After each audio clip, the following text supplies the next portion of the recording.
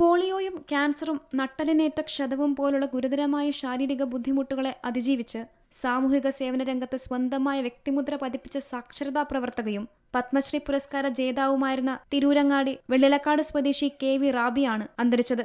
കേരള സംസ്ഥാന സാക്ഷരതാ യജ്ഞത്തിൽ സജീവമായി പങ്കെടുത്തതിലൂടെയാണ് റാബിയ ശ്രദ്ധ നേടിയത്. 2022 സാമൂഹ്യ സേവന രംഗത്തെ മികച്ച സംഭാവനകൾക്ക് രാജ്യം പത്മശ്രീ നൽകി ആദരിച്ചത്.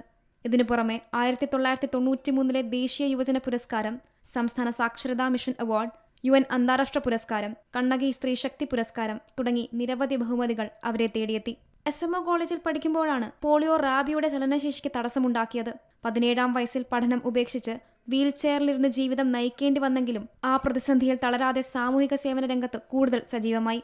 അരയ്ക്ക് താഴെ തളർന്നുപോയ ശേഷവും ക്യാൻസറിനെയും നട്ടലിനേറ്റ ക്ഷതത്തെയും അതിജീവിച്ച് കഴിഞ്ഞ 3 പതിറ്റാണ്ടുകാലം റാബിയ വിദ്യാഭ്യാസ, സാംസ്കാരിക, സാമൂഹിക രംഗത്ത് നിറസാന്നിധ്യമായിരുന്നു.